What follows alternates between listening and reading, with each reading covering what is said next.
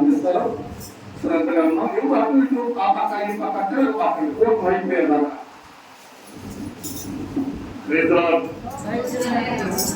చాలా సంతోషంగా ముందొస్తుంటే ఎంత ఆనందంగా ఉత్సాహభరితంగా ఉందంటే స్వార్థం అయితేనేమి మరి సమయంలో వచ్చిన అనేది ఆ సంతోషం ఉన్నదంటే ఇది దేవుని వల్ల కలిగే సంతోషం. అదొకదా ఎవరి ద్వారా? దేవుని వల్ల. కనుక కీర్తన గ్రంథము 122 అధ్యాయం. కీర్తన గ్రంథము 122 అధ్యాయం.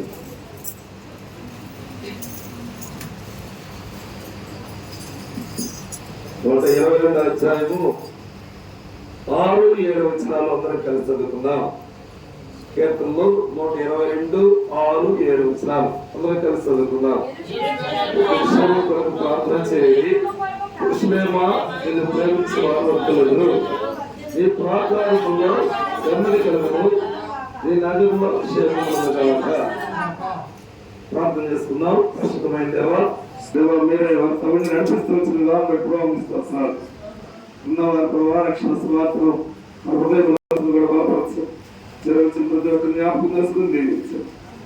జ్ఞాపకం చేసుకొని నీ కొరకు ముందుకు సాగు సహాయించారు. తర్వాత మరి హైదరాబాద్ నుంచి వచ్చిన బిడ్డల కొరకే ప్రార్థిస్తున్నాం. క్షేమంగా తీసుకొచ్చారు. మీకు స్తోత్రాల్లో బిడ్డలందరినీ దీవించారు. రైతుగా నిరోధించి చిన్న చిన్న మనిషేమం పెట్టుకోవాలి. స్తోత్రాలు మన క్షేమం దయచేయండి. కుటుంబాన్ని బిడ్డలు దీవిస్తున్నాం. రీతిగా మతాన్ని జ్ఞాపకం చేసుకుని ఇక్కడ చిన్నప్పుడు ప్రతి బిడ్డలు జ్ఞాపకం చేసుకుని దీవించారు. ఏ స్థానంలో గురించి ప్రార్థించి కనపరిచి అడిగాడు ఉంటున్నాం తండ్రి. ఆమేన్. ఒక భాగము యాత్రా కీర్తనగా ప్రభు జ్ఞాపకం చేస్తున్నాడు. దావీదు యాత్రా జీవితంలో కొన్ని అధ్యాయాలు రాస్తూ వచ్చాడు. దాంట్లో ఇది కూడా ఒక భాగంగా జ్ఞాపకం చేయబడుతూ వస్తుంది. మీకు ఎవరికైనా గుర్తుంటుందో లేదా కానీ పోయినసారి నేను చెప్పిన వాక్యము దేవుని గురించి చెప్పగలరా? పోయిన సంవత్సరం ఇదే రోజు ఇదే వచ్చారు. అక్కడ రాసింది 84వ కీర్తన 4వ వచనం. నీ మందిరం ముందు నివసించేవారు ధన్యులు. ధన్యులు విషయాన్ని జ్ఞాపకం చేస్తూ గత సంవత్సరం ఆ యొక్క మాట మీద మాట్లాడుతూ వచ్చారు. ధన్యులు ఎవరంటే ఆశీర్వదించబడిన వారి ధన్యులు, స్థాపకస్తులు. అయితే దేవుడు నమ్మినటువంటి మనందరం కూడా అంటే ఆశీర్వాదాలు పాత్రమైనటువంటి వారు. ఈ సమయంలో అది గత సంవత్సరం నేను చెప్పినటువంటి వాక్యము. ఈ సంవత్సరంలో 122వ కీర్తన 6-7 వచనాలు జ్ఞాపకం చేసుకుంటే, యెరూషలేము యొక్క క్షేమం కొరకు ప్రార్థన చేయండి. యెరూషలేమా నిన్ను ప్రేమించే వారు వర్ధిల్లుదురు. యెరూషలేము అంటే దేవుని యొక్క పట్టణానికి సాదృశ్యం, దేవుడు ఉండేటువంటి చోటుకు సాదృశ్యం. మరి దేవుడు ఉండేటువంటి చోటు ఎక్కడంటే యెరూషలేము, సీయోను, పరలోకము. ఈ 3 స్థానాలు పర్యాయ పదాలు ఒకే పదాలకి. మరి యెరూషలేము అనగా ప్రభు ఉండేటువంటి చోటు అని చెప్తూ వస్తున్నాం. రెండోది 3 విషయాలు చెప్తాయి ఇక్కడ. రెండోది ఏంటంటే యెరూషలేము దేవుని యొక్క మందిరానికి సాదృశ్యం. దేవుని యొక్క మందిరానికి సాదృశ్యం. ఇప్పుడు మనం దేవుని మందిరంలో ఉన్నాం. అందరం ఎక్కడ ఉన్నాం? మీరు చెప్పాలి, ఎక్కడ ఉన్నాం? Right, very good. దేవుని మందిరంలో ఉన్నాం అనగా 2-3 నా నామం ఎక్కడ చేస్తారో వారి మధ్యలో నేను ఉంటాను ప్రభు చెప్తూ వచ్చాడు. ఇప్పుడు మన మధ్యలో ఎవరున్నారు? యేసు ప్రభువారు ఉన్నాడు. అనగా యేసు ప్రభువారు నమ్మిన వారందరూ కూడా వారికి ఒక మందిరముగా ప్రభు ఏర్పాటు చేస్తూ వచ్చారు. వాళ్ళు ఏమంటారంటే ఒక మందిరముగా జ్ఞాపకం చేయబడుతూ వస్తుంది. ఇప్పుడు యెరూషలేముగా దేవుని మందిరము, దేవుడు ఉండేటువంటి చోటు. మరి దేవుని బిడ్డలైన వారందరూ కూడా మందిరముగా ప్రభు ఏర్పాటు చేస్తూ వచ్చారు. మూడవదిగా గమనించినట్లయితే ప్రభు మన మధ్యలో ఉన్నాడు. ఎక్కడున్నాడు? మన మధ్యలో ఉన్నాడు. ఆయన మనం చూస్తున్నాడు. కనుక ఇక్కడ యెరూషలేము అనేది ప్రత్యేకించి జ్ఞాపకం చేయబడినటువంటి మాట. రెండవది యెరూషలేము కోరానికి దేనికి సాదృశ్యం అంటే ఏదైనా తోట. ఏదైనా తోట ఎవరు నిర్మించారు? మీరు చెప్పాలి. యేసు ప్రభువారే దేవుడే నిర్మించాడు ఏదైనా తోటలు. ఆదాము ఉంటాడు, ఆదాము పెట్టాడు అక్కడ. అయితే ఆ తోటలు నిర్మించుకోవాలంటే దేవుడే. అర్థమవుతుందా? దేవుడే ఆ తోటలు నిర్మిస్తూ వచ్చాడు. ఆ తోటలో అనేక రకాల పండ్లు ఉన్నాయి. ఆ పండ్లన్నింటిలో కూడా ప్రభు అన్ని తిరుగుంది, కానీ ఒక చెట్టు పండు మాత్రం తిరుగుతున్నాడు. అనగా ఏదైనా దేని సాదృశ్యం అంటే మందిరానికి సాదృశ్యము. మూడవదిగా చెప్పాలంటే ఏదైనా దేనికి సాదృశ్యం అంటే మందిరానికి సాదృశ్యము. మందిరంలో ఏముండాలంటే అక్కడ అన్ని ఫలాలు ఉన్నాయి, రకరకాల చెట్లు పండ్లు ఉన్నాయి. పండ్లు ఉన్నాయి, మరి అన్ని పండ్లు తినమని దేవుడే చెప్పలేదు. కనుక ఇక్కడ మందిరంలో కూడా అందరూ ఉన్నారు. అనగా మందిరంలో దేవుని బిడ్డలైన వారందరూ కూడా ఉన్నారు.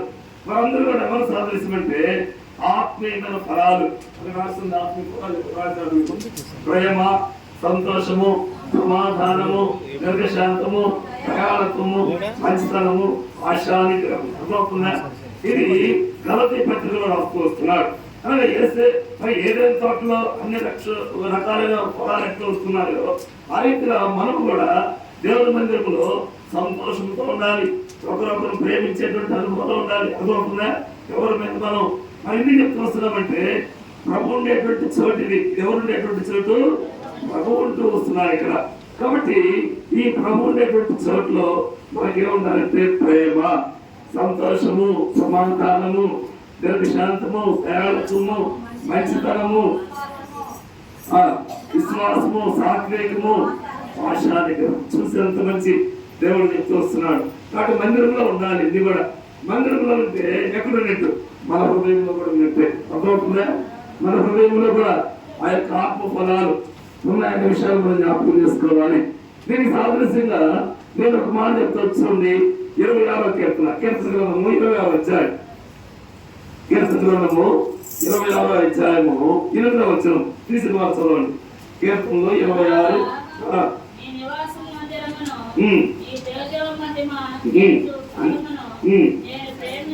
చూడండి ఎంత మాట చెప్తున్నాడు. యెహోవా నీ నివాస మందిరమును చెప్తూ వచ్చారు. నీ మందిరం నివసించేవారు ఎటువంటి వారంట? ధన్యులు. ఇప్పుడు ఆ మందిరం దేనికి సాదృశ్యమంటే నివాస స్థలము. ఎవరు నివాస స్థలం? అది దేవుడు ఉండేటువంటి చోటు.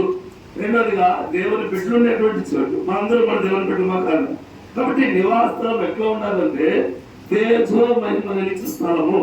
తేజో మహిమ అనగా ప్రభు ఎటువంటి వాడు అంటే మహిమ కలిగినటువంటి వాడు, ఆయన రూపాంతరం పొందినటువంటి వాడు. ఆయన మరి ఈ రోజు ఉన్నట్లుగా మనం కూడా రూపాంతర అనుభవంలోకి వెళ్ళాలని ప్రభు చెప్తూ వస్తున్నాడు. అనగా ఈ రోజు ఇటు ఉన్నాము, రేపు ప్రభు ఇంకా మరి ఆయన యొక్క స్వారూప్యంలోకి వెళ్ళేటువంటి వారుగా ఉండాలి. కనుక ఆ తేజో మహిమ నిలిచే స్థలం ఏంటంటే దేవుని మందిరము. దేవుని మందిరం అనగా సియోను జ్ఞాపకం చేస్తూ వస్తుంది. ఈ మందిరంలో తేజో మహిమ ఉంది, ప్రభు ఉన్నాడు. ప్రభు నిన్ను నన్ను మనందరూ కూడా ప్రేమిస్తూ వస్తున్నాడు. ప్రేమిస్తున్నాడు చెప్పారు. Right, very good. ప్రేమిస్తున్నాడు. ఇలా మనకు ఉన్నామంటే ఆయన యొక్క ప్రేమే. కాబట్టి మందిరంలో నివసించేవారు ధన్యులు. రెండోదిగా చూస్తే దేవుని మందిరంలో యెరూషలేములో ఎవరున్నారు? ప్రభువుతో వస్తున్నాడు, సియోనులో ఉన్నాడు, పరలోకంలో ఉన్నాడు. ఈ సమయంలో ఇక్కడ మన మధ్యలో కూడా ప్రభు ఉంటూ వస్తున్నాడు.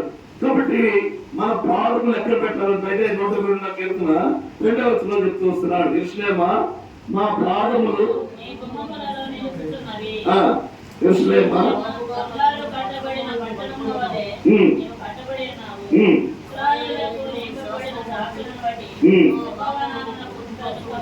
చూడండి, ఇక్కడ మీ గుమ్మములో మా పాదములను నిలుచున్నవి. అనగా గుమ్మములు దేనికి సాదృశ్యం అంటే దేవుని యొక్క మందిరానికి, పరలోకపు గౌనికి సాదృశ్యం. అర్థమవుతుందా? ఇప్పుడు మన పాదములు ఎక్కడ పెట్టాలంట? దేవుని మందిరంలో పెట్టి కింద భాగంలో చూస్తూ వస్తున్నాడు. ఆయనకి ఏం చేయాలి? మనం కృతజ్ఞతాస్తులు చెల్లించేటువంటి వారుగా ఉండాలి. కృతజ్ఞతాస్తులు అంటే ప్రభుని గణపరచడము, ప్రభుని ఆరాధించడము, ప్రభుని మహిమపరచడము. ఎందుకంటే ఇది తేజో మహిమ నిలుచు స్థలమని 26వ కీర్తనలో మనం చూస్తూ వస్తున్నాం. తేజో మహిమ నిలుచు స్థలము. కాబట్టి సమయంలో మరి ప్రభు కూడా ఆయనతో మాట్లాడుతూ వచ్చాడు. పేతురుతో ప్రభు మాట్లాడాడు. ఏం మాట్లాడంటే పేతురును పిలుస్తూ నా సంఘము నీ మీద కడతానని చెప్తూ వస్తున్నాడు. నీ మీద మత్తయి సువార్త 16వ అధ్యాయం, మత్తయి సువార్త 16వ అధ్యాయము 18వ వచనం. మరియు నీవు పేతురువు, ఈ బండ మీద నా సంఘమును కట్టుదును, పాతాళపు ద్వారములు నా ఎదుట నిలవని నేను నీతో చెప్తున్నాను. పేతురుతో చెప్తూ వస్తున్నాడు. పేతురు అని పిలిచాడు. పేతురు అక్కడ రెడీగా ఉన్నాడు. ఈ బండ మీద నా సంఘము. ఎవరి సంఘం ఇది? ఇప్పుడు మనం చేరేటటువంటి అంతా కూడా ఎవరి సంఘం? యేసు ప్రభువు ఉన్నాడు. ఆయన మందిరం కట్టించాడు. ఆయన ఇక్కడ నివాసం చేస్తున్నాడు. ఆయన తేజో మహిమ ఈ మందిరం మీద ఉంది. అర్థమవుతుందా? తేజో మహిమ మందిరం మీద ఉంది. ఆ తేజో మహిమ ఇక్కడ నిలిచిందిగా ఉంది. కనుక ఇక్కడ చెప్తూ వస్తున్నాడు, మా పాదములు ఏం చేస్తున్నాడంటే అక్కడ నీ గుమ్మములో నిలుచున్నవి. మన పాదాలు అందుబడి ఎక్కడ ఉన్నాయి? దేవుని యొక్క మందిరంలో. అర్థమవుతుందా? అలా ఎందుకు పెడుతూ వస్తున్నాడంటే దేవుని మనం ఏం చేస్తున్నాం? ప్రేమిస్తూ వస్తున్నాం. దేవుని మనం ఏం చేస్తున్నాము? ప్రేమిస్తూ వస్తున్నాం. ఇంకా దేవుని ప్రేమించకుండా ఎవరైతే ఉన్నారో, రక్షణ మార్మల్స్ లేకుండా ఎవరైతే ఉన్నారో, ఈ మందిరమే మీతో మాట్లాడుతూ వస్తుంది. ఈ మందిరమే మాట్లాడుతూ వస్తున్నారు. యేసు ప్రభువు మన అందరినీ ప్రేమతో వచ్చాడు. శిలువలో తన రక్తంలో కార్చాడు. 3 బ్రేకుల మీద వేలాడాడు. కుడి చేతిలో ఒక చీలలు, ఎడమ చేతిలో చీలలు, కాళ్ళలో చీలలు, మరి తనలో ముళ్ళ కిరీటము, పక్కలో కల్లెముతో పొడిచారు. అనగా ఎంతో శ్రమలున్నటువంటి వాడుగా ఉంటూ వచ్చాడు. ఆయన రక్తం అంతా కారిపోయింది. ఎక్కడ కూడా చుక్క రక్తం ఆయన శరీరం లేదు. ఆయన రక్తం అంతా కారి నీరు వస్తూ ఉంది. ఇది చెప్తూ వస్తున్నామంటే యెరూషలేమును ఇంకా ప్రేమించుకున్నా ఉన్నారు ఎవరైతే, మరి యెరూషలేములో లేకుండా దేవుని యొక్క ప్రేమను అనుభవించుకునే ఎవరైతే ఉన్నారు, ఈ సమయంలో ఈ యొక్క మందిరం అయితే మాట్లాడుతూ వస్తుంది. ఇందుకు మందిరం అంటే మరి దేవుడు ఉండేటువంటి చోట చెప్తూ వచ్చాం. ఈ మందిరమే నీతో మాట్లాడుతూ వస్తుంది. చూడు నా గాయాలు, చూడు నా తలలో ఉన్నటువంటి గాయాలు, ముళ్ళ కిరీటం చూడు, నా కొరకు నువ్వు మరి రక్షణ పొందవా, నిన్ను నేను పరలోకాన్ని తీసుకెళ్తానని చెప్పి ప్రభు మాట్లాడుతూ వస్తున్నాడు. రక్షణ పొందిన వారు, దేవుని మందిరంగా ఏర్పరచుకునేటువంటి వారు, ఆ తేజ మహిమ స్థలంలో నిలిచినటువంటి వారు అందరూ కూడా ఎక్కడ ఉంటారు? మీరు చెప్పాలి, ఎక్కడ ఉంటారు? దేవుని రాజ్యంలో ఉంటారు, పరలోక రాజ్యంలో ఉంటారు. అర్థమవుతుందా? ఇక్కడ చేరవచ్చిన వారు అనేక మంది ఆ రీతిగా ఉన్నారు. ఇంకెవరైతే లేరో వారిని ప్రభు పిలుస్తున్నాడు. ఆయన రమ్మంటున్నాడు.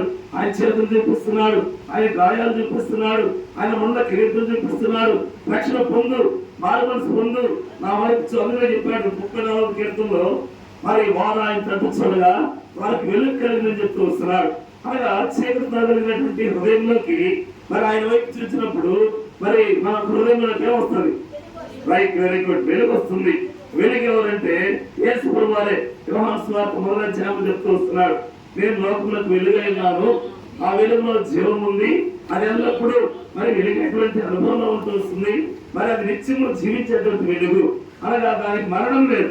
మనం కూడా ప్రభుని ఎప్పుడైతే నమ్ముతూ వస్తామో మనకు కూడా మరణం ఉండదు. మరి ఎక్కడ ఉంటాం? ఆ తేజో మహిమలు ఇస్తాము. దేవుని మందిరాన్ని సాధిస్తున్నటువంటి ఆ ప్రభులోకంలో నిత్యము జీవించేటువంటి వారుగా ఉంటాం. అర్థమవుతుందా? మీ సహోదరి సహోదరుడా, మరి ప్రభు మనం వచ్చి ఉంటూ వస్తున్నాడు. ఈ యొక్క మందిరాన్ని ప్రభు ప్రేమిస్తూ వస్తున్నాడు. మరి ఎట్లా పేతురుతో మాట్లాడుతూ వచ్చినాడు? ఈ సంఘం నా బండ అంటే క్రీస్తును సాదృశ్యము. బండ అంటే ఏంటి? క్రీస్తును సాదృశ్యము. క్రీస్తు మీదే ఈ యొక్క మందిరం కట్టబడిదిగా కనిపిస్తుంది. కేసరంత కట్టి ఉండొచ్చు, అయితే కట్టించిన వాడెవరు? యేసు ప్రభువే కట్టిస్తూ వచ్చాడు. మీరందరూ కూడా ఒక రకం చెప్పాలంటే సజీవ రాడుగా ఉంటూ వస్తున్నారు. అనగా ఏ రాయి అంటే ఇది నశించిపోయే రాయి కాదు, ఆత్మ సంబంధమైన రాయిది. పేతురు పత్రిక, మొదటి పేతురు రాసిన పత్రిక 3వ అధ్యాయం, మొదటి పేతురు రాసిన పత్రిక ఆ మాట అక్కడ రాస్తూ వస్తున్నాడు. పేతురు పత్రికలో స్పష్టంగా విషయాన్ని జ్ఞాపకం చేస్తూ వస్తున్నాడు. చూడండి దయచేసి ఆ 2వ అధ్యాయం చదువు. Right, very good.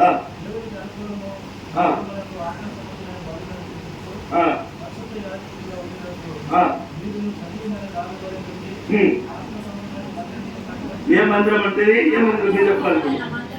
అవునా కదా, మీరు చెప్పాలనుకుంటున్నారు. అందరూ ఎవరు? ఆత్మ సంబంధమైన మందిరము. ఆత్మ సంబంధమైన మందిరము చాలా ప్రాముఖ్యం ఉంది. ఈ ఆత్మ సంబంధమైన మందిరం ఎవరు కట్టారు? దేవుడే కడుతూ వచ్చాడు. అర్థమవుతుందా? దేవుడే కట్టాడు, మానవులు కట్టింది కాదు ఇది. అనగా రక్షణ పొందినటువంటి వారందరూ కూడా ఎవరంటే దేవుని మందిరము. అది ఆత్మ సంబంధమైన మందిరము. అది ఒక రోజు ప్రభు యొక్క తేజో మహిమలో అది నిలిచేటువంటి మందిరము. ప్రియ సహోదరి సహోదరుడా, నువ్వు ఎవరైనా సరే ఈ యొక్క మధ్యాహ్న సమయంలో ప్రభుత్వం మాట్లాడుతూ వస్తున్నాడు. ఈ మందిరం సీయోనుతో మాట్లాడుతూ వస్తుంది, మరి యెరూషలేముతో మాట్లాడుతూ వస్తుంది, పరలోకంలో ఉన్న ప్రభునితో మాట్లాడుతూ వస్తున్నాడు.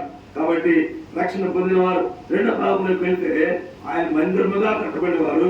ఆ మందిరమే వాస్తు చెప్పాలంటే ఏ మందిరం ఇది? ఆత్మ సంబంధమైన మందిరం చాలా ప్రాముఖ్యమైంది. ఈ మందిరాన్ని ప్రభు అట్లే పైకి తీసుకెళ్తాడు. అర్థమవుతుందా? ప్రభు ఒక రోజు రానన్నాడు. వచ్చినప్పుడు ఈ మందిరాన్ని ఇక్కడ విడిచిపెట్టడు. ఆయన ద్వారా రక్షణ పొందినటువంటి వారు, ఆయన ద్వారా ఏర్పరచబడినటువంటి వారు ఆ తేజ మహిమలో నిలవాలని ప్రభు వచ్చినప్పుడు ఆయన మేఘాల మీద ప్రత్యక్షమవుతాడు. ప్రత్యక్షం అయినప్పుడు ఆయన తన మందిరాన్ని, తన వారిని, ఆయన రక్షించబడిన వాళ్ళందరూ కూడా తన వారుగా చెప్తూ వస్తున్నాడు. తన వారిని ప్రభు ఏం చేస్తాడంట? వెంట పెట్టుకొని పోతాడు. ఎక్కడికి పోతాడు? ఆయనకి ఇల్లు లేదు, ఆయనకి వాకిలు లేదు. ఆయనకి చెప్పాడు, అక్కడ గుర్తులు ఉన్నాయి, ఆకాశ పక్షులు గూళ్ళు ఉన్నాయి, మనిషి కుమారుడు తను నిలుచుకుంటూ తలవాల్చుకునే స్థలం ఏంటని చెప్పాడు. అయితే ఆయనకు ఉండే స్థలం ఏంటి? పరలోకమే. పరలోకానికి తేజో మహిమ కలిగినటువంటి స్థలము. అక్కడికి ప్రభు నిన్ను తీసుకెళ్లేటువంటి వాడు. అందుకు మనం ఏం చేయాలంటే యెరూషలేమును ప్రేమించాలి. యెరూషలేమును ఏం చేయాలి? ప్రేమించేటువంటి వారుగా ఉండాలి. ఇంకో మనం చూద్దాల్సింది అపొస్తలుల కార్యములు 2వ అధ్యాయం. అపొస్తలుల కార్యములు 2వ అధ్యాయము 41 నుంచి 42. అపొస్తలుల బోధయందును చదువు. అపొస్తలుల కార్యములు 2వ అధ్యాయం 41-42 వచ్చిన. కాబట్టి అతని వాక్యం అంగీకరించిన వారు బాప్తిసం పొందిరి. ఆ జనమంతా ఇంచుమించు 3000 మంది దాచబడిరి. ఈ అపొస్తలులైనను విశ్వాసులైనను దేవుడైనను ప్రార్థన చేయటంలో చూడండి, అప్పుడు రొట్టె విరిచేందును, ప్రార్థన చేయటంలో, సహవాసమును ఎట్లున్నారంటాడు? ఎడతెగ కంటే ఎప్పుడు మనం కూడా ఇప్పుడు యెరూషలేములో ఎట్లున్నారు మీరు చెప్పాలి. వాటి ప్రకారం దేవుని మందిరంలో ఉండాలి. దేవుని యొక్క మరి సమాజ కూడికల్లో మానక ఎప్పుడు కూడా మందిరానికి వచ్చేటువంటి వారుగా ఉండాలి. మీ పాదములు ఎప్పుడు కూడా దేవుని యొక్క మందిరంలో నిశ్చేతగా ఉండాలి. ఆ తేజ మహిమను మీరు చూసేటువంటి వారుగా ఉండాలి. ఈ దేవుడు చెప్పేటువంటి మాట అర్థమవుతుందా? వారులాగా ఎందుకు చెప్తూ కాబట్టి సహవాసమందును, రొట్టె విరిచేందును, ప్రార్థన చేయటందును ఎడతెగ అర్థం ఏంటి చెప్పాలి. ఎడతెగ ఎప్పుడు నిత్యం అర్థమవుతుందా? ఎప్పుడు కూడా దేవుని సన్నిధిని ప్రేమించే వారుగా ఉండాలి. యెరూషలేమును ప్రేమించేటువంటి వారుగా ఉండాలి. ఆత్మీయంగా అది వర్తిల్లేటువంటి అనుభవం. అర్థమవుతుందా? ఆత్మీయంగా వర్తిల్లేటువంటి అప్పుడు మన జీవితంలో ఏముంటుందని తెలిసిన ఇక్కడ 122 దోషం వచ్చాం. నీ ప్రాకారంలో నెమ్మది. చూడన్నమాట 122 కీర్తన. ఈ ప్రాకారం అంటే అర్థం ఏంటంటే నీ యొక్క చుట్టూ. అర్థమవుతుందా? నీ మందిరం చుట్టూ, నీ ఇంటి చుట్టూ నువ్వు ఎక్కడున్నప్పటికీ కూడా నీకేముంటారంట? క్షేమము, భద్రత, కాపుదల. ఎప్పుడు దేవుని మందిరాన్ని ప్రేమిస్తున్నారు మీరు చెప్పాలి. మేము రావచ్చు, మేము ప్రేమించకపోతే అన్నింటి సార్లు స్వార్థ పెడతాడు. మేమైతే సిగ్గుపడుతున్నాం ఆయన విషయంలో. ఆయన ఏమో ఎప్పుడు స్వార్థ చేస్తున్నాడు, మేమైతే చేయలేకపోతున్నాం. నిజంగా ఆయన ముందు మేము నిలబెట్టడం కాదు, స్వార్థ చేయలేకపోతున్నాం. కానీ అన్న మాత్రం నెలకు ఒకసారి 2 నెలలకు ఒకసారి ఖచ్చితంగా కొత్త వస్తున్నాడు. మరి ఆయనతో కూడా వెళ్తున్నాం కదా, ఆయనతో స్వార్థ చేస్తున్నాం కదా, మేము ఎందుకు ప్రేమించలేదన్నా ముఖ్యమైన ఖచ్చితంగా దేవుడు ప్రేమిస్తూ వస్తున్నారు. మీరేం చేస్తున్నారు? కాబట్టి మీ ప్రాకారంలో ఏముంటుందంటే ఏముంటుంది మీరు చెప్పాలి. రైట్, నెమ్మది ఉంటుంది. నెమ్మది అంటే భద్రత, కాపుదల, మీ యొక్క మనసులో శాంతి, సమాధానము, ఆత్మీయమైనటువంటి శాంతి, ఆత్మీయమైనటువంటి నెమ్మది, ఆత్మీయమైనటువంటి సమాధానము. ఇవి ప్రభు ఇచ్చేదే కానీ మనుషులు ఇచ్చేది కాదు. అర్థమవుతుందా? ప్రేమిత చాలా ప్రాముఖ్యమైనది. రెండవదిగా మరి ఈ యొక్క మందిరం కొరకు మనం ఏం చేయాలి? ప్రార్థన చేసేవారు. చేస్తున్నారు లేదు? చేస్తున్నామా? Right, very good. ప్రార్థన చేసేవారు ఉండాలి. ఎప్పుడు నిత్యము అది తీదు అది చెప్తాడు. నిత్యము ఎల్లప్పుడూ ఎడతెగక నిత్యము ప్రార్థన చేస్తున్నాము. మరి ఒక పేరు విలువరాల విషయంలో చెప్తూ వస్తున్నాడు. కనుక ఈ సమయంలో మరి యెరూషలేమును ప్రేమించే వారందరూ, ఆ తేజ మహిమను చూసేటువంటి వారందరూ కూడా తేజ మహిమ ఎవరు? ప్రభువు యేసుక్రీస్తు వారే. ఆయన చూసేటువంటి అనుభవం ఉన్నటువంటి వారు, వారి దేవుని ద్వారా ప్రేమించబడేటువంటి వారు, వారి దేవుని ద్వారా ఆ మాట చూడండి. 122 కీర్తన 7వ వచనం అందరూ కలిసి చదువుదాం. 122 కీర్తన 7వ వచనం.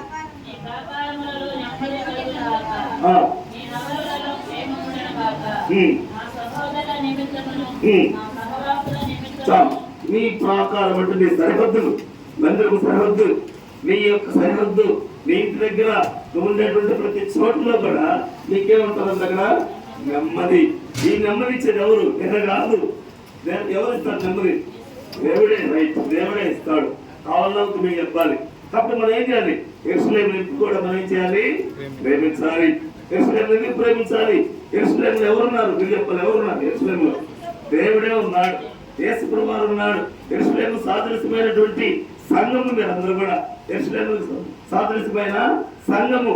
సంఘం అంటే మహిమ గల సంఘం. ఇంకో దగ్గర రాస్తున్నమాట, సంఘం ఒట్టి సంఘం కాదు, ఇది మహిమ కలిగినటువంటి సంఘం. అర్థమవుతుందా? ఈ ఏదో మహిమతో నింపబడినటువంటి మహిమ గల సంఘము. ఒకరోజు ఈ సంఘము ఎత్తబడేటువంటి అనుభవంలో ఉంటుంది. ఎప్పుడు ఎత్తబడుతుంది? ప్రభు వస్తారు. ఈ సమయంలో మీరందరూ కూడా అరీతిగా దేవుని కొరకు వాడబడుతూ వస్తున్నారు. సువార్త చేసేటువంటి అనుభవం చాలా ప్రాముఖ్యమైనది. బయట వెళ్ళి ఒక పత్రిక ఇవ్వడమే దేవుణ్ణి ఎంతో సంతోష పెట్టడం, యేసు అనే మాట ఇతరులకు చెప్పడమే ప్రభుని సంతోష పెట్టేటువంటి అనుభవం. ఆ రీతిగా చేస్తున్నారంటే దేవునికి మహిమ. అర్థమవుతుందా? దేవునికి మహిమ. ఈ సంఘానికి క్షేమం. వ్యక్తిగత ప్రతి ఒక్కరు కూడా మీ యొక్క సరిహద్దుల్లో క్షేమము, భద్రత, కాపుదల ఎవరు ఇస్తున్నారంటే నేను చేతి కాదు, దేవుడు ఇస్తూ వస్తున్నాడు. కాబట్టి సమయంలో యెరూషలేమును కొరకు ప్రార్థించండి, యెరూషలేమును ప్రేమించండి. యెరూషలేముగా దేవుని మందిరము సియోను. అర్థమవుతుందా? ఎప్పుడు ఎడతెగక ప్రార్థన చేయండి, సహవాసంలో ఉండండి. మరి ఎప్పుడు కూడా దేవుని మందిరంలో మీ పాదములు ఆ యొక్క గుమ్మం వంటిది నిలబండి. అప్పుడు దేవుడు మిమ్మల్ని ఏం చేస్తాడంటే ఒక మాట చదువుకొని ముగించేద్దాం. 128వ కీర్తన అంటుంటే, కీర్తన 128వ అధ్యాయము 4వ వచనాలు.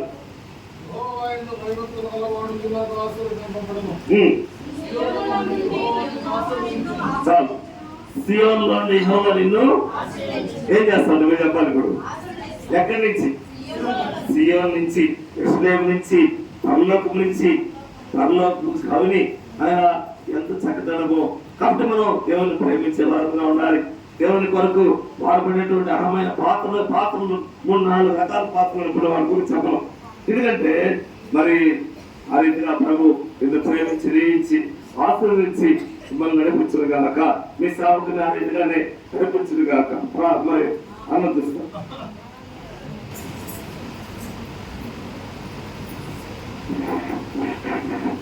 ఆయన చేశాడు. ఇంక నాతో ఏం చేయబడ్డా? ఆయన అంత వర్తమానం చెబితే మీరు ఇంకొక 10 నిమిషాలలో మనం ముగించుకుందాం. కీర్తన గ్రంథం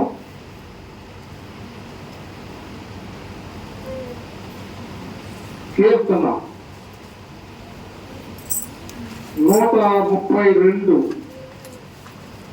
కీర్తన 132వ అధ్యాయం 13వ వచనం నుంచి చదువుదాం. యెహోవా సియోనును ఏర్పరచుకుని ఉన్నాడు, తనకు నివాస స్థానముగా దానిని కోరుకొని ఉన్నాడు. ఇది నేను కోరిన స్థానము, నిత్యము నాకు విశ్రమ స్థానముగా ఉండును. ఇక్కడనే నేను నివసించదను, దాని ఆహారమును నేను మెండారులుగా జీవించదను. దానిలోని పేదలను ఆహారముతో తృప్తిపరచదను. దాని యాజకులను రక్షణ వస్త్రముగా ధరింపజేసేదను.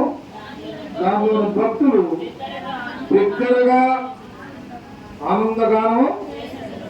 ఇంకా ఇంచుమించుగా సియోను గురించి ఇదంతా. సియోను అనగా దేవుడు పట్టణం, ఆయన కోరుకున్న స్థానం. 95వ సంవత్సరంలో ఈ పరిచయను ప్రారంభించాం. చాలా రకాలుగా ఈ సేవను నడిపించాల్సి వచ్చింది. ఫస్ట్ ఒక కుష్ఠరోగి ఇంట్లో ఏర్పాటు చేశాం.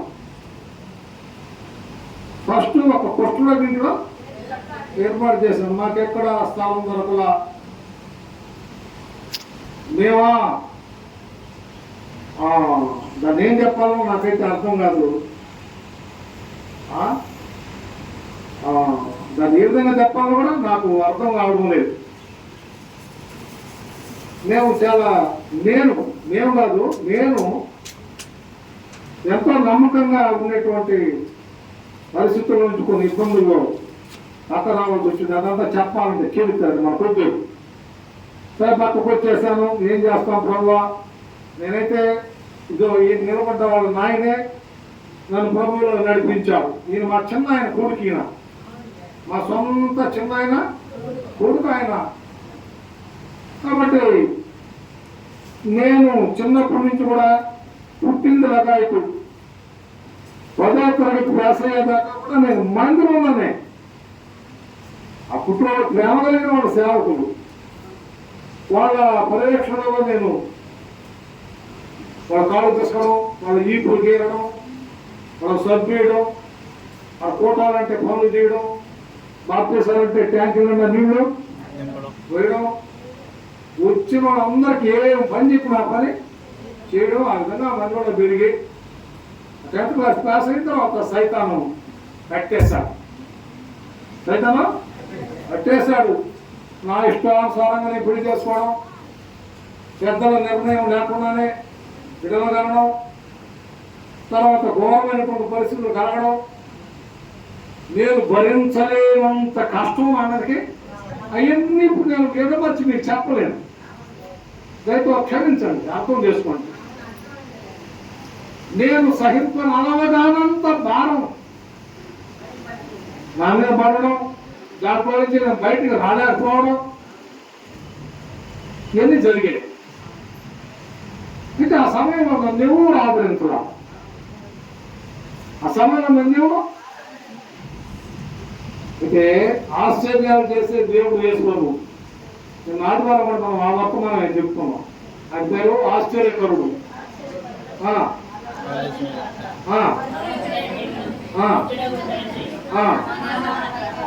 అది ఆయన సమాధానం ఇస్తే మన సమాధానం, కానీ లోకం ఇచ్చే సమాధానం కాదు ఆయన ఇచ్చేది. యోహాను సువార్త 14వ అధ్యాయం 27వ వచనంలో యేసు ప్రభువు వారు చెప్పిన మాట ఏంటంటే, నా శాంతినే నేను మీకు, లోకం ఇచ్చే శాంతి. 1 యోహాను పత్రిక 2వ అధ్యాయం 2వ వచనంలో కూడా మాట రాస్తుంది. అక్కడ మనం ఈరోజు బ్యానర్లో కూడా మనం దాన్నే వేసాం. ఆయన మన పాపములకు శాంతి అయ్యాడు. ఇక్కడ ఈ లోకంలో ఈ పూజారులు, స్వాములు మనకు శాంతి చేస్తే మనకు శాంతి రాదు. యేసు ప్రభు భలే, యేసు ప్రభువే సిలువ కార్యమే మనకు శాంతి. ఆయన మన పాపములకే కొరకే కాదు, అందరి పాపములకు ఆయన ఏమై ఉన్నాడో శాంతికరమై ఉన్నాడని 1 యోహాను పత్రిక 2:2 అక్కడ రాసున్నాయి. నాకు సమాధానం లేనప్పుడు, ఘోరమైనటువంటి ఆపదల్లో నేను ఉండేటప్పుడు మా చిన్న ఆయన ప్రభుదాస్ గారు, ఆయన పూలూరు ప్రభుదాస్ గారు, ఆయన నాకు తెలిసినప్పటి నుంచి కూడా ఆయన ఆ ఉద్యోగం 16-17 ఆయనకు ఉద్యోగం వచ్చిందని విన్నాను నేను. ఆ రోజుల్లో 7-8 తర్వాత జరిగితే ఉద్యోగం. ఆయన ఉద్యోగం చేసే రోజు నుంచి కూడా ప్రభువు నమ్ముకొని చచ్చిపోయేటంత వరకు కూడా ప్రభువుని ఆయన వదిలిపెట్టలే. చిన్నప్పటి నుంచి నన్ను బాగా ఆయన అభిమానించేవాడు, నమ్మేవాడు. నన్ను బాగా అభిమానించేవాడే కాదు, నన్ను బాగా నమ్మేవాడు. మా వాళ్ళందరూ కట్టేవాడు, నన్ను ఎక్కువగా నమ్మేవాడు. ఆయన నమ్మకం కీర్తన గ్రంథంలో చెప్పాడు 28వ అధ్యాయం 20వ వచనం ఏం చెప్పంటే, నమ్మకమైన వారికి మెండైన దీవెనలు. ఇప్పుడు నేను లోకంలో పడిపోయిన తర్వాత కూడా రాజకీయ నాయకులతో చేరినా కూడా వాళ్ళు నన్ను టెస్ట్ చేశారు. వాళ్ళు నన్ను రాజకీయ నాయకుల్లో చేరా చెడిపోయిన తర్వాత రాజకీయ నాయకులు టెస్ట్ చేశారు. మిద్ది మీద డబ్బులు కట్టకుండా చేయాలి వాళ్ళు అన్నారు. వాటిలో నేను కట్టింది చేతుల్లో పెట్టుకుంటానేమో అని వాళ్ళ ఉద్దేశం. నేను ఎందుకు పెట్టుకుంటాను? సరే వాళ్ళు చూశారు. అట్లా 2-3 టెస్టులు చేశారు నన్ను. డబ్బు మనుషులు కాదు. ఆ విధంగా వాళ్ళు కూడా నన్ను నమ్మారు. వాళ్ళు కూడా మా చిన్న ఆయన నమ్మాడు. రాజకీయ నాయకులు ముఖ్యంగా యేసు ప్రభువు నమ్మాడు. ముఖ్యంగా ఎవరు నమ్మారా? యేసు ప్రభువు వారు నమ్మారు. నేను నమ్మదగిన వాడు, ఆయన నమ్మదగిన వాడు. 1 కొరింథీ పత్రిక 1వ అధ్యాయం 9వ వచనంలో ఏం రాసిందంటే, యేసుక్రీస్తుతో తన కుమారుడి సహవాసములకు నన్ను పిలిచిన దేవుడు నమ్మదగినవాడు. అలాంటి పరిస్థితులలో ఘోరమైనటువంటి ఇరుకుల ఇబ్బందులు నేను ఉన్నప్పుడు మా చిన్నాయన వచ్చి నన్ను ఆదరించాడు.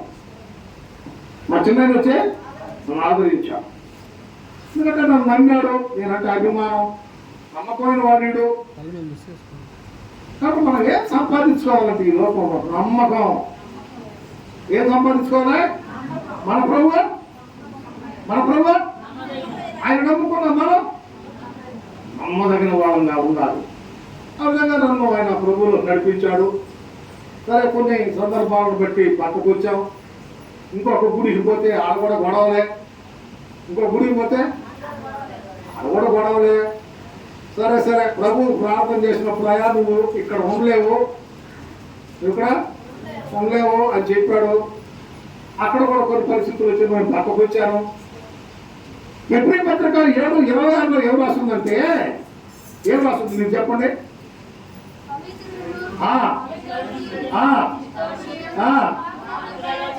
వాపులో చేరక అక్కడ పొడిస్తే వాక్యం రావాలి దేవుని బిడ్డలకి.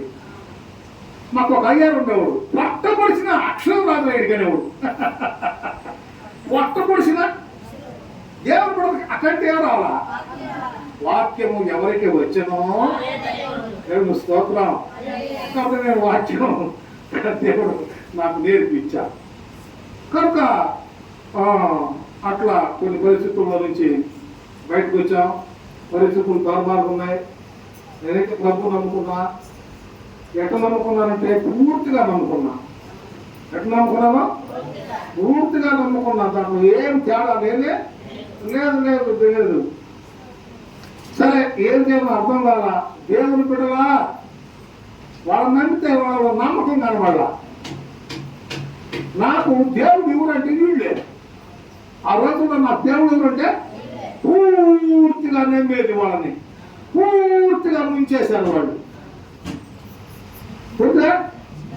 సరే, బయట రావాల్సి వచ్చింది. ఏం చేయాలో అర్థం కాదా? అప్పుడు నేను ఇంటింటికి పత్రికలు పంచుతూ సువార్త చేసుకుంటూ ఆ చెన్నూరు మొదట హరిజనవాడ నుంచి లోపల ఉన్నప్పుడు గిరిజన వాడ ఉంది. చెన్నూరు మొదట హరిజనవాడ కాడి నుంచే అక్కడ లోపలికి పోతే ఏమంటారు దాన్ని, కోనేరు సన్నవా, అక్కడ బక్కయ్య అనే ఒక గిరిజను ఉన్నాడు. అప్పుడు ఆయన బయటకు వచ్చి ప్రార్థన చేయ. అదే ఫస్ట్ అదంతా పత్రికలో వచ్చే పనే నాది. ఏం చేయాలి ప్రభు అంటే ఆయన మార్గం చూపించాడు. ఆయన బక్కయ్య బయటకు వచ్చి ప్రార్థన చేయండి సార్ అన్నాడు. ఏమంటే నా భార్యకి బాగలేదా, ఆమె లెప్పరు, వ్యాధి, కృషి వ్యాధి, ఆయన బాగుంది. సరే, నేను పోయి ఆ ఇంట్లో కూర్చొని సాపేసుకొని ఆమెకు సువార్త చెప్పి ఆమెకు ప్రార్థన చేసినప్పుడు చాలా సంతోషపడిపోయింది. వారం వచ్చిన నా కోసం ప్రార్థన చేయ్యా. అట్లా వారం వాళ్ళ ఇంట్లో కూటం పెట్టింది. నేను వాళ్ళ కూతురు, వాళ్ళ కొడుకు, వాళ్ళ బంధువులు వాళ్ళు చేరేవాడు అక్కడ. అట్లా ప్రారంభించారు పరిచర్య. అట్లా చేసుకుంటూ చెన్నూరుకి వచ్చాం. చెన్నూరు ఒక రత్నం ఉందా? రత్నమ్మ ఇంట్లో వాళ్ళ అమ్మ రూతమ్మ శనగపూతం చేసి అమ్మి బతికింది ఆమె. ఆ ఇంట్లో వాళ్ళతో పరిచయం చేసుకొని వాళ్ళ ఇంట్లోనే ఫోటోలు వచ్చాం. అయితే నేను ఫోటో పెట్టిన ఒక ఇంటికి పోతుంటే నాకు శనగ మంది తీర్చి పంపించేది. అట్లా ప్రారంభించాం. అక్కడ దగ్గర ఒక 20 మంది 30 మంది వస్తా ఉన్నారు. ప్రార్థన చేస్తాం. ప్రభువా, మందిరం లేదు, ఏం చేయాలా, నీ చిత్తం బయలుపరచు. ఒక కమ్యూనిటీ హాల్ ఉండేది అక్కడ. ఆ కమ్యూనిటీ హాల్లో వాళ్ళని పర్మిషన్ అడిగి ఆడబెడితే అక్కడ వాళ్ళు చాలా మంది వచ్చేవారు. సరే, నేను అర్థం కాక ప్రార్థన చేస్తుంటే ఈ 2 రూమ్ ఒక రూమ్లో అంగన్వాడీ, ఒక రూమ్ ఖాళీగా ఉంది. ఆయన అడిగితే అదా ఒక రూమ్లో మీరు పెట్టుకోండి అని అన్నాడు. ఒక రూమ్ సాధ కదా అన్నా. సరే, ఉండేది ఏంటి అన్నాడు. 50 రూపాయలకి వాడికి తీసుకొని ప్రారంభించినట్టు సువార్త. తర్వాత అంగన్వాడీ ఎట్ట పోయింది. తర్వాత ఇల్లు ఆయన కూడా నేను నమ్మేయాలని ఉన్నాను. నువ్వు తీసుకున్న పడైతే నువ్వు తీసుకొని అన్నాడు. ప్రార్థన చేసాం, దేవుడు సహాయం చేశాడు. మేము ఆ రోజుల్లో దీన్ని కొంత అమౌంట్ ఇచ్చి ఉన్నాం కొని ప్రార్థన చేసి ఇక్కడ ప్రారంభించాం. ఇంచుమించుగా 30 సంవత్సరాలు ఈ స్థలంలో సువార్త ప్రకటిస్తూ ఉన్నాం. దీనికి ఏం పేరు పెట్టాలి ప్రభు అంటే ఆయన ఈ మాటలు చూపించాడు. ఏం పేరు పెడతాం ప్రభు అంటే ఆయన ఈ మాటలు చూపించాడు. 132వ కీర్తనలో ఇదంతా ఇది కూడా యాత్ర కీర్తనే, అన్ని యాత్ర కీర్తనలే. ఆయన రాసినట్టు ఆయన యాత్ర చేసి చేసి చేసి చేసి అలిసిపోయాడు. ఆయన చేసినంత యాత్ర మన కూడా చేయలే. ఇక్కడ మాకు కూడా వచ్చిన యెహోవా సీయోనును ఏర్పరచుకుని ఉన్నాడు, స్థలముగా ఇదే నేను కోరుకున్న స్థానము,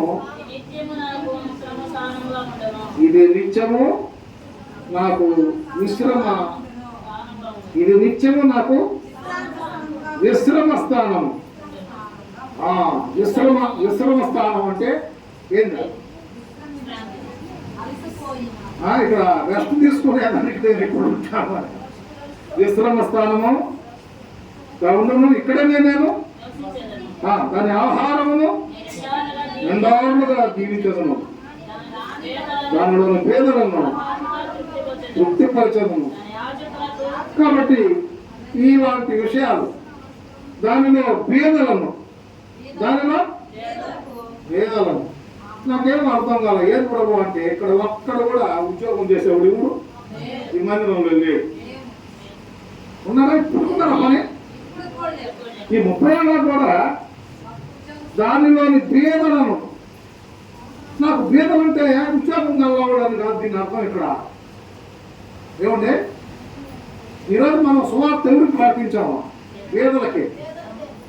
లోకా సువార్తలు చెప్పాడు అన్నమాట. పేదలకు సువార్త ప్రకటించడానికి నేను వచ్చాను అని అన్నాడు.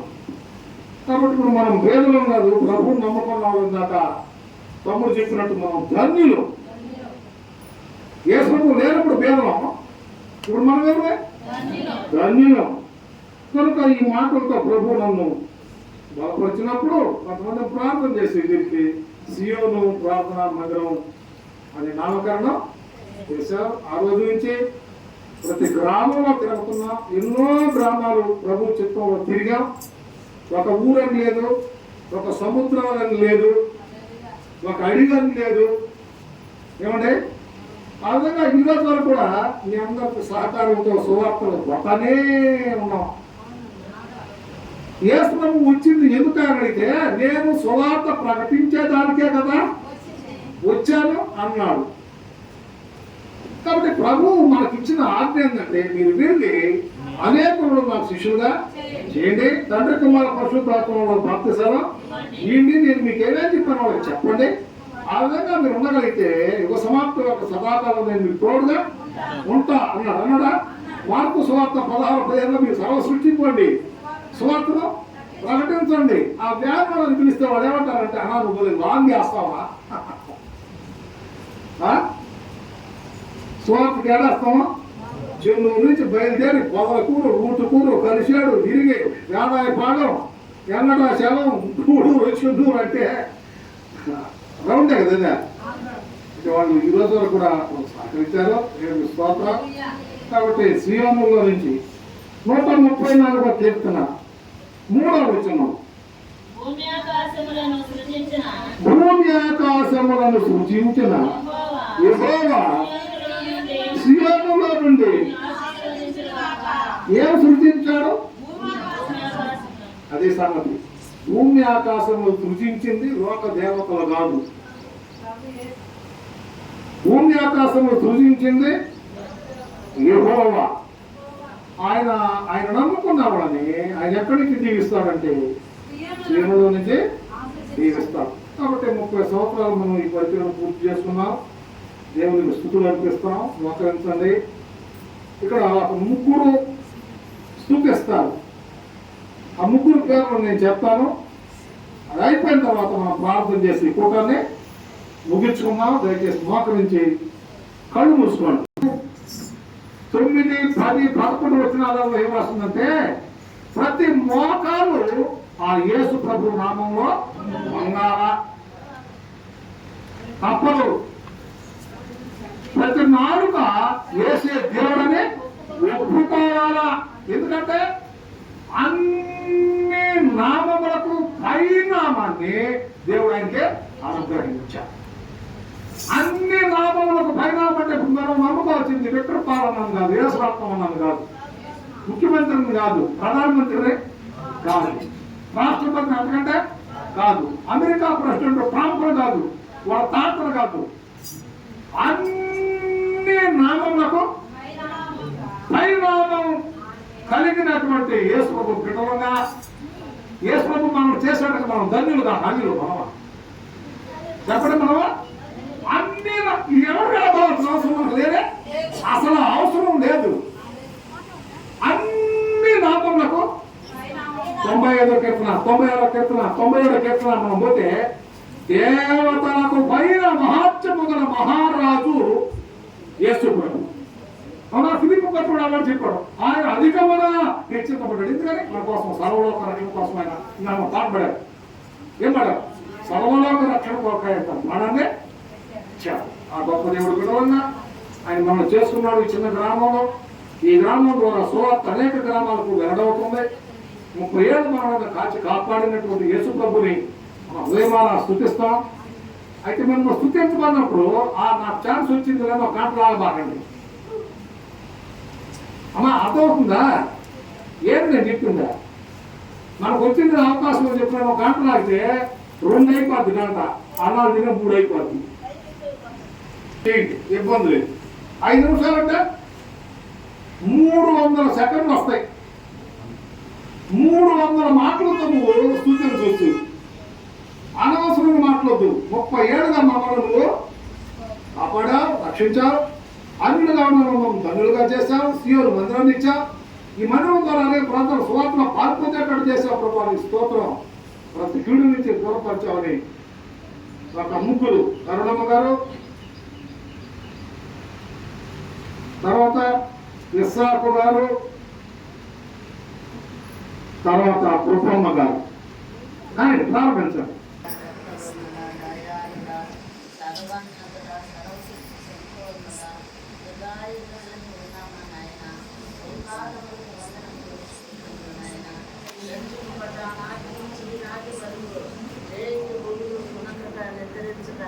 మమ్మల్ని కాసి కాపాడే భద్రపరిచి మా ఆయుష్ను పొడిగించి సజీవులెట్లో ఉంచిని నీ ఘనమైన ప్రేమకు వందనములు, స్తోత్రములు నాయన. అన్యులుగా ఉన్న మమ్మల ఎట్టబడితే అక్కడ పోతున్న మమ్మల నాయన ధన్యులుగా చేసినందుకు నీకు స్తోత్రము నాయన.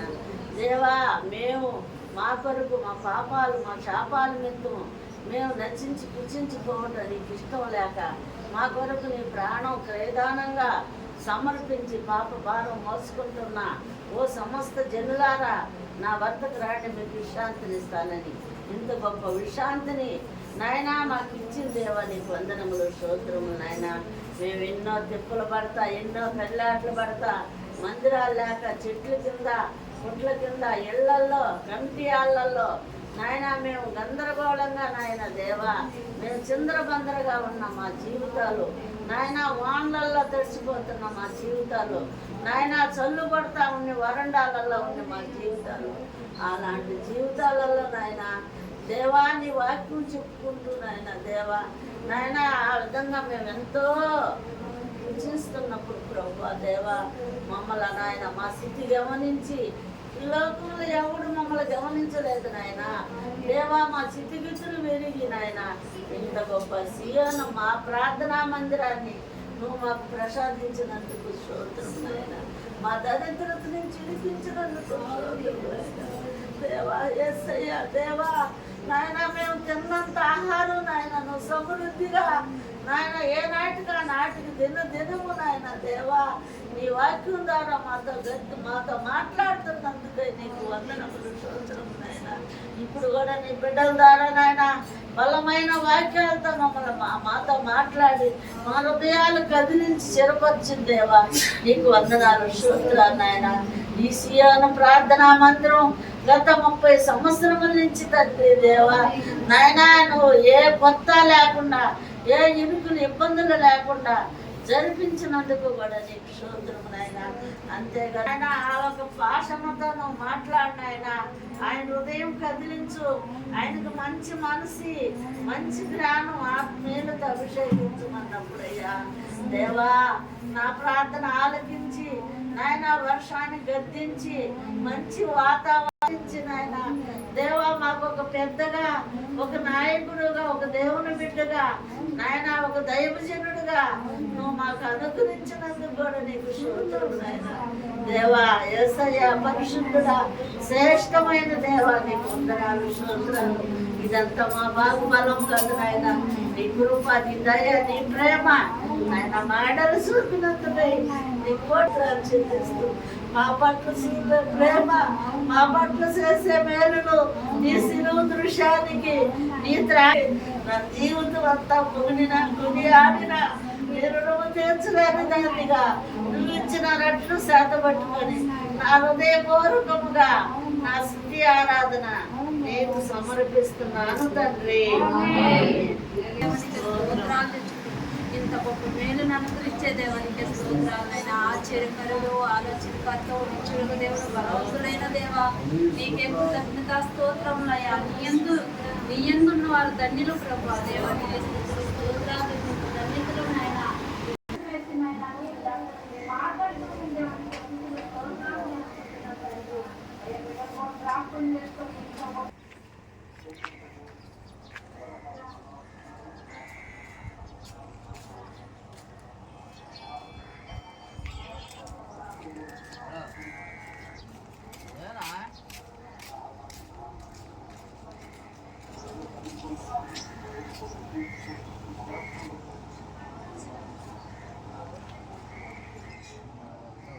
కృపగల దేవుని కొనియాడదము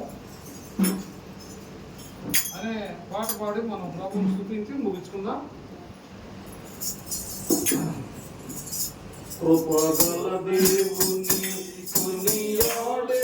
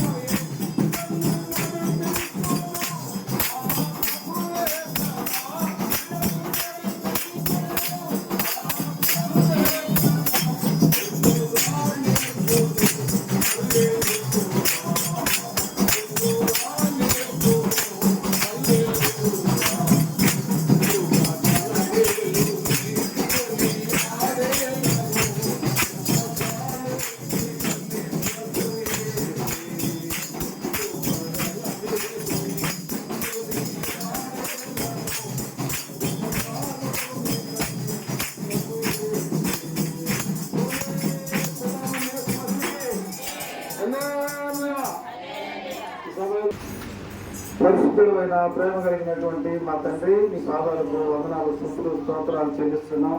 ఈ మధ్యాహ్న కాల సమయం చెన్నూరు ప్రాంతంలో ప్రభువా నీవు చిన్న మందగా ఏర్పరిచిన నీ విడుదల నిమిత్తం స్తుతులు, స్తోత్రాలు చెల్లిస్తున్నాం. తండ్రి, నీవు నమ్మదగినటువంటి గొప్ప దేవుడు తండ్రి, స్తోత్రాలు వందనాలు చెల్లిస్తున్నాం. సియోనును ఏర్పరచుకుని ఉన్న మా దేవా నీకు వందనాలు, స్తుతులు, స్తోత్రాలు చెల్లిస్తున్నాం. సియోనును నీకు నివాస స్థలంగా ఏర్పరచుకొని దానికి ప్రభువా నిండారుగా నీవు ఆహారము సమకూర్చున్నటువంటి గొప్ప దేవుడివి. దానిలోని పేదలను జ్ఞాపకం చేసుకుంటున్నటువంటి మా దేవుడు తండ్రి, నీకు స్తోత్రాలు వందనాలు చెల్లిస్తున్నాం. త్యాగం ద్వారా, అమూల్యమైన రక్తం ద్వారా తండ్రి మమ్మల్ని శుద్ధి చేసి మా పాపాలను క్షమించి ప్రభువా నీకు జనంగా ప్రభువా నా తండ్రి ఏర్పాటు చేసుకున్నాం. అయినా పేదలైన బీదలైన మమ్మల్ని జ్ఞాపకం చేసుకున్నావు తండ్రి. రాజులుగా యాజక సమూహంగా చేసావు తండ్రి, నీకు వందనాలు చేయడానికి నీ సంఘాన్ని ఆయన కొండ మీద పట్టణం వలెనైనా నీవు కట్టినందుకు నీకు వందనాలు, స్తుతులు, స్తోత్రాలు చెల్లిస్తున్నాం. 30 సంవత్సరాలు ప్రభా నా తండ్రి నాయన నీ కంటికి కనుపాపవాలే ప్రభా అష్ట కష్టాలు, నష్టాలు ప్రభా, ఇరుకుల్లో, ఇబ్బందుల్లో ప్రభా నాయన ఎన్నో రకాలైన ఉపద్రవాలు ప్రభా తండ్రి నువ్వు కనికరించి కాపాడావు. అయినా నీవు నా తండ్రి నాయన ఈ సంఘాన్ని ప్రభావ నీకు అనుగ్రహించిన కృపను బట్టి స్తుతులు, స్తోత్రాలు, వందనాలు చెల్లిస్తున్నాం. చిన్నల నుండి ప్రభావ నాయన పెద్దల వరకు ప్రభావ నాయన నీవు అనుగ్రహించిన కృపను బట్టి స్తుతులు, స్తోత్రాలు చెల్లిస్తున్నాం. నాయనా నీ దాసుని ప్రభావ నీవు బలపరిచి నాయనా నా తండ్రి నాయన నీ శక్తిని, నీ బలమును, నీ ఆత్మను, నీ పరిశుద్ధాత్మను, నీ పునరుద్ధరణ ఆత్మను ప్రభావ నాయన అనుగ్రహించి ప్రభావ నీ బిడ్డలకు ప్రభావ నా తండ్రి నాయన అయినా ఒక బలముగా, ఒక కోటగా ప్రభావ నీవు ఉంచినందుకు నీ స్తోత్రాలు వందనాలు చెల్లిస్తున్నాం. తండ్రి నువ్వు చేసిన మేలులకై, ఉపకారాలకై మేమేం చెల్లించగలము తండ్రి. నాయన నీ వైపు చూస్తున్నాం, నాయనా నీ వైపు చూస్తాం. నీ ఆత్మ చేత మమ్మల్ని నింపినందుకు వందనాలు, స్తోత్రాలు చెల్లిస్తున్నాం. నీ బిడ్డలుగా మమ్మల్ని చేసుకున్నందుకు నీ స్తోత్రాలు వందనాలు చెల్లిస్తున్నాం. నీ ఆత్మను మాకు అనుగ్రహించినందుకు వందనాలు, స్తుతులు, స్తోత్రాలు చెల్లించుకుంటున్నాం తండ్రి. నాయనా ఎన్నో ఉపద్రవాల నుండి ఈ ప్రాంతం అంతటినీ కూడా ప్రభా నీ కొరకు మేము సంపాదించినట్లుగా మీ కృపను మా మీద కుమ్మరించమని ప్రార్థిస్తున్నాం. నీ పరిశుద్ధాత్మతో ప్రభు నామములో ప్రార్థించి వేడుకుంటున్నాం మా ప్రభుత్వం. దేవుని ప్రేమయు పరిశుద్ధాత్మ సహవాసం చేరవచ్చిన ప్రతి ఒక్కరికి, సహోదరులు, సహోదరులు, బిడ్డలు, ప్రత్యేకించి నీ సేవకుడు దేవాతన ప్రభు వారి కుటుంబం, దేవాతన ప్రభు మరి హైదరాబాద్ మరి నెల్లూరు నుంచి చిన్న వారి కుటుంబం, దేవాతన ప్రభు హైదరాబాద్ సుహాన్ కుమార్ వారి కుటుంబం, దేవాలయ ప్రభు అందరికి కూడా దేవా చేరవచ్చిన ప్రతి ఒక్కరికి ప్రత్యేకించి సీఎలకు ఇప్పుడు రాబోయే దినాలన్నింటిలో కూడా తోడయండి, కాపాడి నడిపించబడును గాక. ఆమేన్. యేసు ప్రభుని స్తుతించుతా ఎంతో ఎంతో మంచిది. యేసు ప్రభుని స్తుతించుతా ఎంతో ఎంతో మంచిది. మహోన్నతుడా నీ నామమును, మహోన్నతుడా నీ నామమును స్తుతించుటయే బహు మంచిది, స్తుతించుటయే బహు మంచిది. హల్లెలూయా, హల్లెలూయా, హల్లెలూయా, హల్లెలూయా. యేసు ప్రభుని స్తుతించుటా ఎంతో ఎంతో మంచిది. Praise Lord. అందరికీ వందనాలు. మీ అందరికీ భోజనాలు ఉంటాయి. మీరు బఫే ఇది అంటే ప్లేట్లలో మీకు ఇచ్చేస్తారు. మీరు నిలబడుతూ తినండి, కుర్చీలలో తినండి, కూర్చొని తినండి.